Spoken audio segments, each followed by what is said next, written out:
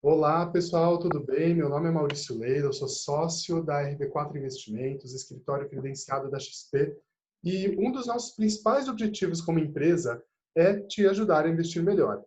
Então, por isso, surgiu a ideia da gente promover entrevistas com as principais gestoras de investimento do país, com o intuito de trazer mais conhecimento para os nossos clientes, amigos e para o público em geral. Só para exemplificar, na plataforma da XP a gente possui mais de 100 gestoras aprovadas, que são especialistas nas suas áreas de competência e que permitem que você obtenha lucro em vários tipos de investimento que dificilmente iria conseguir fazer sozinho.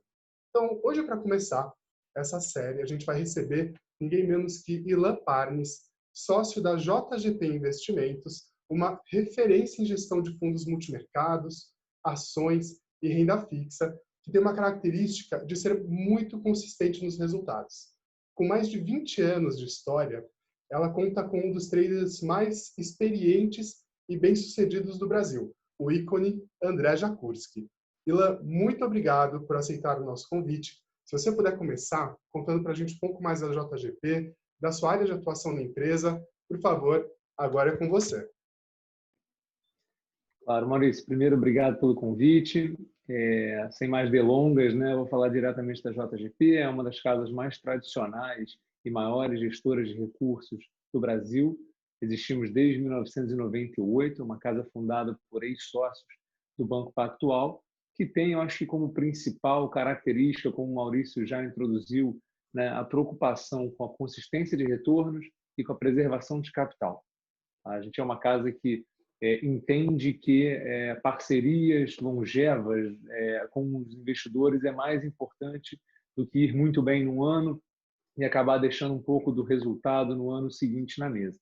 Então, essa característica permeia todas as nossas classes de ativos.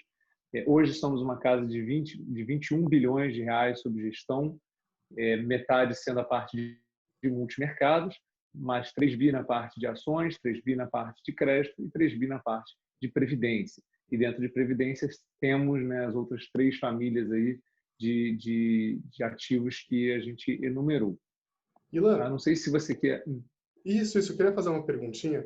Você disse que a JGP tem 21 bilhões de reais sob gestão. Isso configura a JGP entre as principais gestoras independentes do Brasil, né? Fora do ambiente de bancos.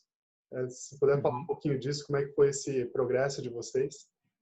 Claro, a gente, na verdade, quando começou a casa, né, a gente, nos primeiros 10 anos, a gente basicamente tocava fundos de multimercado, né? Então, todas as operações, equipes de análise, todos trabalhavam para o mesmo produto. Em 2008, a gente trouxe um gestor e enrobusteceu nossa área de análise de empresas e começou a estratégia de fundos de ações. A mesma coisa em 2014 com a parte de fundos de crédito. Em 2016, a gente lançou as estratégias de previdência, que são desdobramentos das outras famílias. Tá? Eu acho que um dos grandes diferenciais aí da casa é a equipe. Né? A gente tem uma equipe de mais de 100 profissionais hoje envolvidos aí na parte de gestão, análise e controles de maneira geral. Temos o rating MQ1 da Moody's, que é o melhor rating em escala global de gestão desde 2011. Todo ano temos a reafirmação desse rating. E o que a gente fala aqui é o seguinte: para você ser bem sucedido na parte de gestão de recursos, a gente acha que tem 2 fundamentos principais: pessoas e processos. Tá? Então, uma grande preocupação nossa aqui é conseguir atrair e reter boas pessoas e, além disso, ter processos muito bem desenvolvidos. Então, a gente, apesar de ser uma casa independente, Maurício, como você comentou, a gente, por exemplo, tem cálculo de cotas proprietárias desde o primeiro dia, em 1998. A gente tem cálculo de risco proprietário desde 1998. Temos compliance dedicado desde 2011. Então, essa parte, né, de você ter processos bem desenvolvidos e boas pessoas e que trabalhem lado a lado há bastante tempo, faz com que o time seja muito mais coeso e consiga crescer junto. Legal, muito obrigado pela introdução. E se você puder falar um pouquinho, então, mais da abordagem de gestão. Vocês têm várias linhas de investimentos aí dentro e, a princípio, vocês são mais bottom-up na análise de ações ou mais top-down, por ser uma casa com viés um pouco mais macro? Vamos lá. Para multimercados, a gente tem um pouco de tudo, né? Porque para multimercados, a gente está olhando os diferentes tipos de mercados, mas predominantemente são fundos macro, né? Então, é uma análise muito mais top-down, em termos de alocação. Agora, sem dúvida nenhuma, por exemplo, os gestores que vão fazer a parte de renda variável para dentro do multimercado, eles têm uma preocupação importante com o bottom-up, né? Entender quais são os fundamentos daquela empresa antes de comprar uma ação dela para configurar no portfólio. Na parte de ações e de crédito, eu diria que, né, o viés bottom-up é muito mais forte do que propriamente no multimercado, mas sem esquecer do top-down. Tá? Eu acho que bastante relevante comentar, e isso fica muito claro nas outras classes de ativos que não o multimercado aqui na JGP, é que ter uma casa que historicamente é mais macro, né? Tem um time de macroeconomistas forte, tem um time de gestão de multimercados muito forte, trabalhando do lado de uma equipe de análise de empresas e gestão de fundos de ações e gestão de fundos de crédito, faz muita diferença para entender, além da parte de valor dos próprios ativos, entender a parte de ciclos. Né? Em especial no Brasil, isso é super relevante. Você entender que na hora de aumentar ou diminuir sua exposição a um setor ou a ações de maneira geral, entender que pedaço do ciclo econômico a gente está, faz toda a diferença em termos de, acho que tanto de direcionamento do portfólio, quanto em termos de direcionamento de risco. E também para consistência, né? Vocês são uma das casas mais consistentes de análise de, fundo, de gestão de fundos multimercados. Eu acho que essa preocupação em entender bem os ciclos econômicos fez a diferença em todo esse histórico de vocês, né? Sem dúvida. Acho que para os fundos macro é bastante relevante falar em 2 pontos. Ponto número 1 é o nosso estilo de gestão. A gente não tem aqui a figura de um gestor que direciona todo o risco do fundo ou que direciona todos os portfólio managers para o mesmo lado. A gente tem hoje 11 gestores, tá? Cada um especialista em uma classe de ativos, às vezes um tipo de operação dentro de uma classe de ativos. É um time de média de 26 anos de mercado financeiro. Tá? E cada um deles tem o seu próprio portfólio, tem autonomia para montar o seu portfólio. Aí surge uma dúvida, né? Então quer dizer que todo mundo, cada um faz o que quiser e depois soma tudo? Não funciona assim. As equipes o tempo inteiro estão trocando informações, estão discutindo os casos de investimento, isso para dentro dos multimercados, tá, Mário? Isso é importante. Fundos de ações e fundos de crédito é um modelo diferente de um gestor só. Mas para os multimercados que a gente tem 11 gestores, essas equipes, né? Então, quem vai fazer renda fixa e câmbio é uma equipe, quem vai fazer renda variável é outra equipe, eles vão estar discutindo os cases de investimento a todo momento. Qual é agora o ponto que eu acho que é importante sobre a multigestão é que nem sempre eles precisam concordar ou todos precisam ir para o mesmo lado. Às vezes eles podem dizer, olha, esse aqui eu já acho que é um trade que não faz sentido, o outro acha que faz sentido, apesar de estar discutindo há muito tempo. Então, cada um tem autonomia de montar o seu portfólio. E a brincadeira que eu sempre faço é que, no momento em que o gestor é dono da sua posição, não existe aquela coisa de fui para casa, aconteceu alguma novidade, mas a posição era casa e não é minha. A posição é individual dos gestores. Então, eu brinco que eles dormem abraçados com a posição. Tem que acreditar muito na própria posição para ele tomar ela, né? Aquela decisão. Você acredita na posição e você acompanha a posição. Se você acha que a posição tem um risco de curto prazo no mercado asiático e você não quer ser surpreendido durante a noite, por exemplo, é importante você já colocar uma proteção ou então você diminuir a posição antes de acabar o mercado. Então, assim, o importante é que cada posição tem seu dono e é muito bem delimitado, mas a gente se beneficia muito também dessa troca, né, entre os gestores, em especial um time de gestores muito sênior, como é o time da JGP. E mais um detalhe que eu acho que vale comentar é o seguinte, os nossos fundos multimercados, eles não têm obrigatoriedade de estar comprado em nenhuma classe de ativo. Então não existe, o JGP Strategy tem que ficar lá entre 5% e 10% comprado em bolsa. Não é assim. O mandato do produto é superar o benchmark independentemente do cenário. Então, se a gente acha que esse é um ano que vai ser difícil para a Bolsa, ou um mês que vai ser difícil para a Bolsa, a gente tem a obrigação de estar zerado em Bolsa ou estar vendido em Bolsa. Tá? Eu acho que essa é uma das grandes explicações. Menos, é óbvio que vocês têm um pensamento de longo prazo para onde que a economia vai, mas é buscar ser muito tático. Isso até acaba descorrelacionando vocês de outras casas de análise também, né? Isso. O time, a multigestão também explica grande parte dessa questão da gente ser mais descorrelacionado, né? Porque você não tem um gestor só direcionando o fundo. Quando você tem 11 gestores, às vezes um gestor está fazendo um evento corporativo de empresa, que isso é muito pouco correlacionado com outro gestor que está fazendo um dólar real. Então, você tem essa diversificação dentro do próprio portfólio. E essa questão do oportunismo, no bom sentido, de estou vendo oportunidade em uma outra posição, não estou vendo oportunidade, eu dou um passo para trás e espero, eu acho que vem muito também com a experiência do time de gestão. Né? São gestores que estão aí há 30 anos no mercado, entendem que tem mercado todo dia, tem momento que é para ganhar dinheiro, e aí sim, eu diria que as posições vão ser mais estruturadas, a gente vai carregar um pouco mais de volatilidade, e tem momento que é para não perder dinheiro, e aí sim a gente pode usar esse viés tático que você comentou. E é por isso, sim, historicamente, que você vê nos nossos multimercados, todas as grandes correções de mercado, dificilmente a gente sofreu muito, porque a gente tem esse viés de fazer proteção, de buscar simetrias no mercado para conseguir posicionar o portfólio. E é por isso, se olhar todas as últimas crises aí, muito possivelmente você vai ver que a JGP se destacou em todas elas quando o mercado, né, teve uma inflexão. Legal. Ou seja, a gente está falando agora da mesma estratégia que é do fundo JGP Strategy, né? Esse é o fundo mais volátil da casa, sendo que ele tem uma volatilidade considerada média para ser comparado com outros fundos multimercado, e isso acaba descendo para todos os fundos multimercados de vocês com menos volatilidade do que esse fundo, correto? Isso. A gente tem 3 multimercados na casa. O JGP Hatch, que é de 1999, que hoje é o nosso fundo mais conservador. A gente tem o JGP Max, que está disponível na plataforma da XP. E a gente tem o JGP Strategy. A única diferença entre os 3 é o tamanho de posição. Então, o Strategy é 2 vezes o tamanho do Max de posição. E o Max é 2 vezes o tamanho do Hedge de posição. Basicamente, essa diferença, mesma equipe, mesmas posições. Tá? Mas todos têm essa preocupação com a consistência e com a preservação que a gente estava comentando. Legal. Tá? E agora, a volatilidade ser mais baixa do que os outros fundos da indústria, não é que a gente tem lá uma meta de volatilidade baixa, não é isso. A meta são bons retornos ajustados pelo risco. Tá? E a volatilidade é decorrente disso. Se a gente conseguir bater a meta de retorno que a gente quer atingir com a volatilidade mais baixa possível, melhor.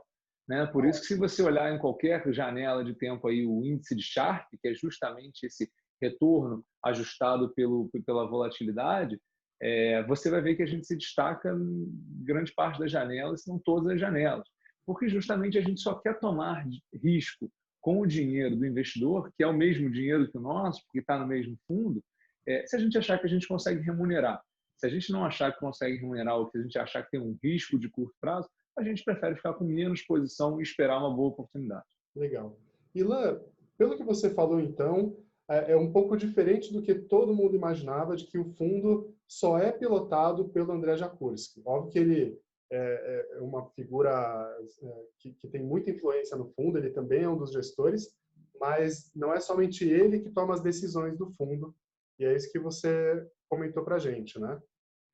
Isso. O André é um profissional, assim, acho que dispensa apresentações, né? O André foi fundador lá do Unibanco Leasing na década de 70, foi fundador do Pactual em 83, em 98 veio montar a JGP, né? Foi um aluno de destaque no MBA de Harvard lá em 73, quando o brasileiro nem sabia. O André conta essas histórias de vez em quando tem alguma entrevista. Ele fala que ele foi para Harvard porque era um voo mais perto do que se fosse para a Califórnia, coisas desse gênero. Então é engraçado pensar isso em 73, né? Mas que o brasileiro não tinha esse exemplo. Agora, o André, eu acho que ele é uma grande inspiração para todos os gestores. Eu acho que a casa ela tem uma cultura muito forte que foi, né, moldada pelo estilo de gestão, pelo temperamento do André desde a época do Pactual. Então, ao mesmo tempo que quando vem profissionais novos, eles trazem coisas novas para casa, a cultura forte da empresa também se impõe muito nos profissionais. Agora, dito isso, o André ele é um dos 11 gestores do nosso book de multimercados, e desses 11, eu diria que 6 são responsáveis aí por 80%, 85% do risco do fundo. Então, o André está nesse primeiro layer em termos de gestão aí né, de concentração de risco. Agora, entre esses 6 gestores principais, o risco é muito bem subdividido. E um outro ponto que é interessante comentar sobre o André é que o André, na verdade, ele costuma comentar isso, que o Brasil ele vê como qualquer outro país do portfólio de investimentos. Então, o André até acho que foca, né, muito mais na parte de mercados desenvolvidos do que efetivamente no trade de Brasil. Entendi, que legal. Ou seja, o fundo não é focado somente na estratégia Brasil, ele busca ganhar dinheiro também em operações em outros países. Você pode comentar um pouco de quais são os principais países que o fundo tem estratégia neles e expertise? Claro, acho que a gente costuma, né, obviamente, a gente costuma olhar a fundo, né? A gente tem um time de macro que é muito sênior, que é muito experiente, que visita os países para entender, conversa com os empresários dos países para entender. Mas, em geral, assim, acho que não tem muito segredo isso, Maurício. Assim, são todos os países, você pega emergente, são todos os emergentes que têm mais ou menos, né, comparação com o Brasil, e países que a gente consegue acompanhar de tal maneira a conseguir fazer um investimento. E os países desenvolvidos, né, acho que também não tem muito onde inventar. A única coisa, então, que eu falaria que é um pouco diferente de outras casas que têm áreas de macro que são inteiramente dedicadas a países mais periféricos, eu não diria que ao longo do tempo a nossa atribuição de performance é muito relevante para países menores, ou Sudeste Asiático, ou não é que a gente não possa fazer, mas eu não diria que está no nosso expertise, no nosso, apesar de estar no universo de cobertura, você não vai ver uma posição de gigante de juro de Europa Oriental dentro do fundo, pelo menos não foi assim nos últimos 22 anos. Sim. Tá? Então, isso é Ou importante. seja, América Latina, Estados Unidos, Europa, parte mais desenvolvida. A gente vai olhar tudo, tá, Maurício? Então, a gente vai estar lá olhando a Ásia, vai estar olhando a Oceania, vai estar acompanhando os bancos centrais de todos os lugares do mundo.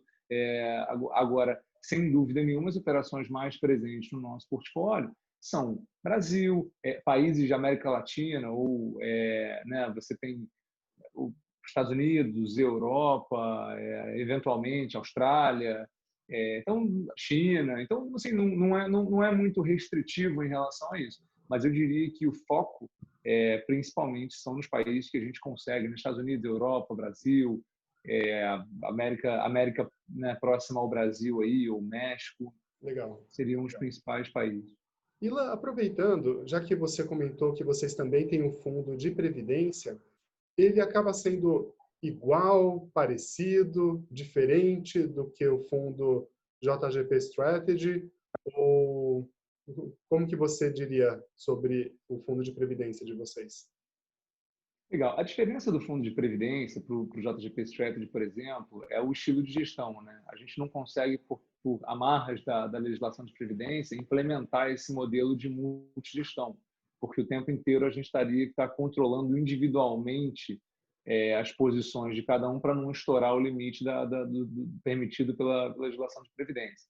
Então, o que a gente criou, na verdade, foi um comitê, né, dos gestores do JGP Strategy, e aí, notadamente, é o pessoal que faz renda fixa e câmbio, e mais a participação do nosso analista-chefe de renda variável, e esse sim vai ter uma alocação um pouco mais estrutural. O que eu estou dizendo? Estou dizendo que os posicionamentos do JGP Strategy que forem consensuais entre os gestores e tiverem um horizonte um pouco mais médio e longo prazo, vão entrar para o fundo de previdência.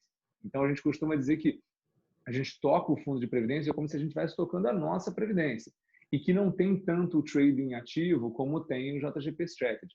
Então, os gestores costumam falar que se eles estiverem aqui conversando com você e acontecer alguma coisa, eles precisarem olhar as posições, eles vão olhar a posição do strategy para ver se tem que mudar rápido. O previdenciário, ele vai dar tempo de acabar aqui a reunião e depois, né, eles vão se reunir e falar, bom, pessoal, mudou o nosso cenário de dólar mais forte, mudou o nosso cenário de juro para baixo, então, não mudou, então a gente pode manter as posições do jeito que estão. Então, tem esse ponto, e também tem uma questão importante, que é por ser um fundo de previdência, eu acho que a gente tem uma preocupação maior em pensar uma alocação mais macro.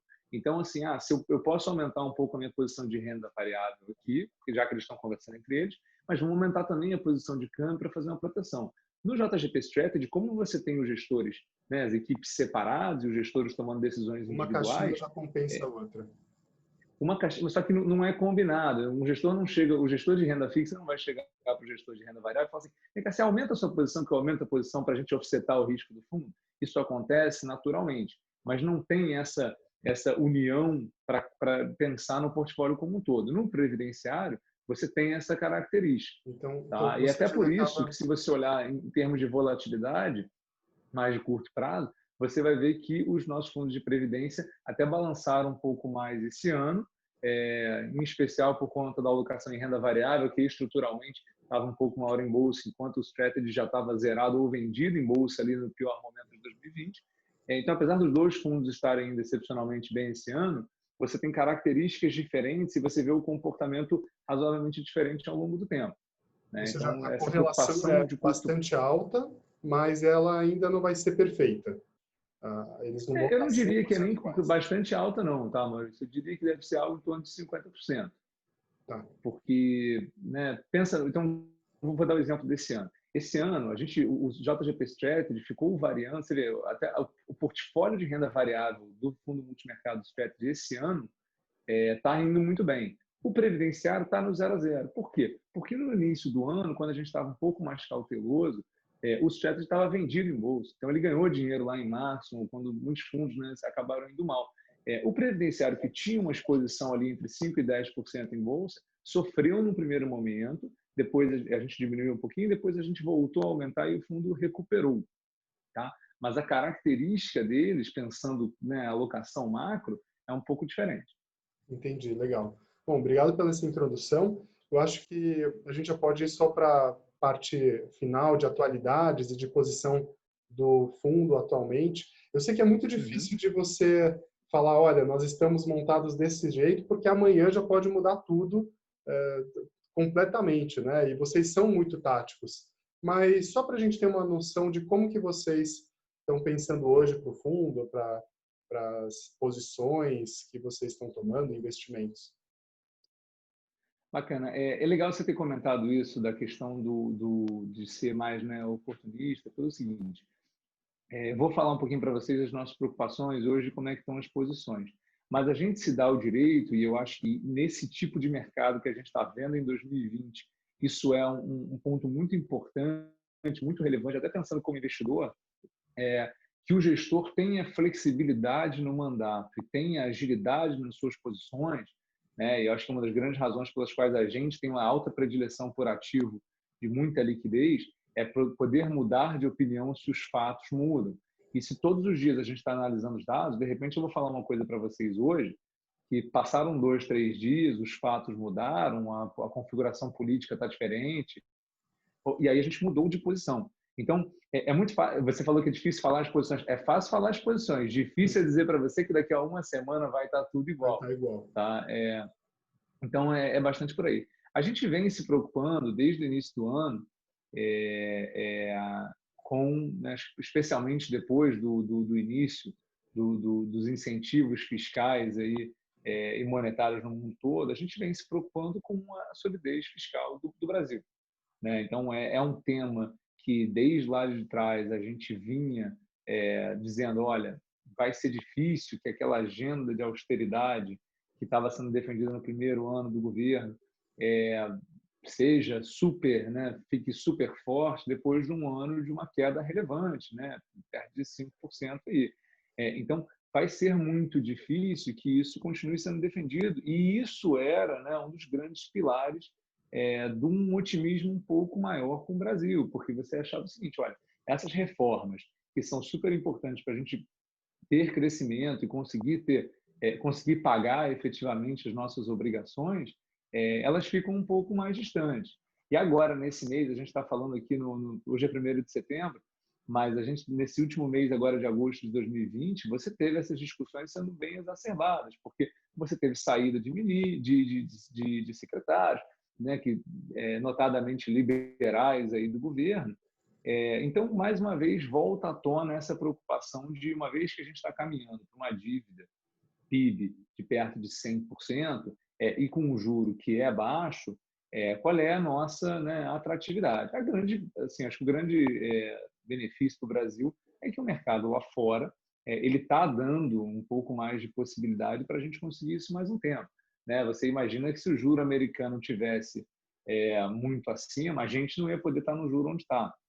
Então, a gente está se beneficiando disso no curto prazo, mas as nossas preocupações aqui, apesar de o cenário base ser uma continuidade e não uma dívida explosiva, nada disso, apesar desse cenário base, a gente começa a ver mais riscos de um cenário de cauda poder acontecer. E por isso a gente vai se posicionando de acordo. Tá? Então, só para exemplificar, a gente nos últimos meses, a gente vem comprado em dólar já desde o início de 2019 contra o real. E isso tinha muito a ver com o diferencial de juros que se paga nos Estados Unidos e se paga no Brasil. Quando os juros começam a ficar muito próximos, o investidor começa, né, a se questionar se vale a pena ter o dinheiro em reais para ganhar aquele juro, ou se era melhor mandar um dinheiro e ter o dinheiro em dólar para ganhar aquele juro. Então, com isso, a gente já veio, né, com essa posição comprada em dólar. E aí você falou, só para dar um exemplo da questão tática que você comentou, né? A gente vinha comprado no dólar desde lá de trás, quando o dólar bateu em maio, perto de 5,70, 5,80, a gente zerou a posição. Quando bateu 5,90, a gente voltou a comprar real. Isso tudo dentro do mês de maio. E voltou a 5,30, a gente zerou a posição. Então, a gente não é dogmático em relação à posição, a gente não fica abraçado independentemente da volatilidade. Nosso trabalho como gestores é de entender qual é o cenário, tá? De interpretar aquele cenário e entender quais são os ativos que a gente vai conseguir pegar as melhores oportunidades para rentabilizar, e aí os multimercados, né, independentemente do cenário. Então, não tem aquela coisa assim, eu acho que o dólar agora é mais forte. Mas o preço começa a dizer para você que não é muito por ali, a gente muito possivelmente, a não ser que a convicção esteja muito alta, a gente pode sair um pouco, esperar e voltar a fazer posição. E a mesma coisa hoje, se perguntando... A mesma coisa para posições de ações, de renda fixa, de juros, de DI futuro, de moedas em geral. Sem dúvida, sem dúvida. Então, a gente continua hoje, né, com uma posição um pouco mais comprada em dólar, a gente tem uma posição de inflação implícita, né, que basicamente é uma assimetria, né? Você pensar que quando a gente comprou ainda era um pouco mais barato e qualquer surpresa positiva da economia melhor ou negativa de você ter pass-through de câmbio, aumento de imposto, tudo isso, você ficaria um pouco mais defendido numa inflação implícita. Bolsa, a gente opera muito ativamente. Então, no momento, a gente está com uma exposição líquida muito próxima de zero.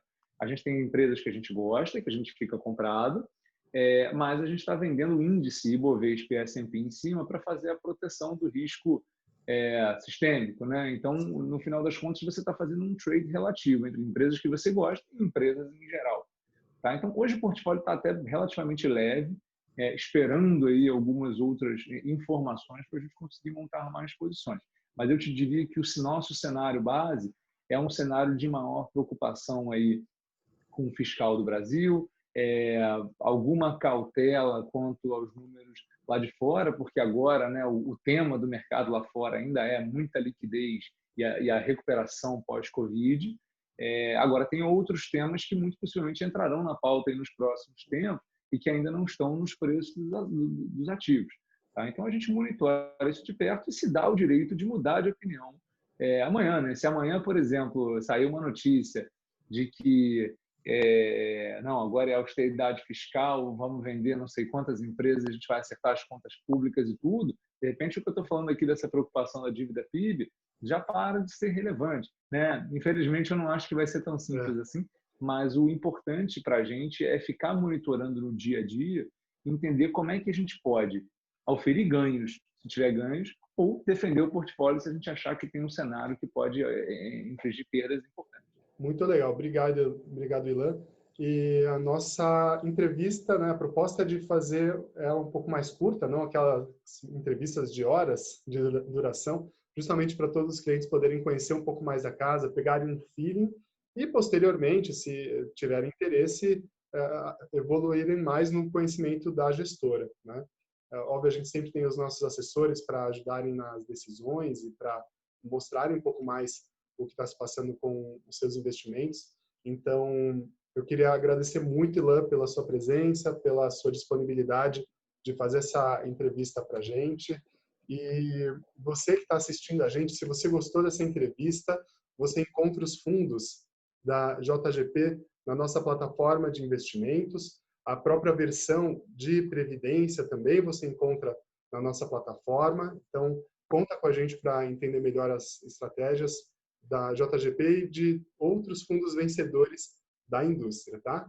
E só para, antes de finalizar, não esqueça de dar um like no vídeo, seguir a RB4 nos nossos canais de YouTube, de Spotify, de Telegram, de Instagram, Facebook. A gente tem uma presença muito forte nas mídias sociais. Então, muito obrigado e até a próxima entrevista. Obrigado, Ilan.